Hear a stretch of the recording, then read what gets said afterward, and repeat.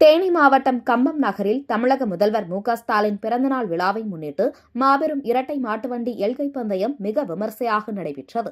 திமுக மாநில கழக தீர்மானக் குழு இணை செயலாளர் ஜெயக்குமார் ஏற்பாட்டில் நடைபெற்ற இந்த இரட்டை மாட்டுவண்டி எல்கை பந்தயம் கம்பம் சட்டமன்ற உறுப்பினர் ராமகிருஷ்ணன் கொடியசைத்து துவக்கி வைத்தார். கம்பம் நகரில் இருந்து கம்பம் மெட்டு மாநில நெடுஞ்சாலை வரை 8 கிலோமீட்டர் தூரம் வரை நடைபெற்ற இந்த மாட்டுவண்டி எல்கை பந்தயத்தில் தேனி, மதுரை, சிவகங்கை, திண்டுக்கல், திருச்சி உள்ளிட்ட பல்வேறு மாவட்டங்களில் இருந்து 200க்கும் மேற்பட்ட ஜோடி மாட்டு வண்டிகள் பங்கேற்றன.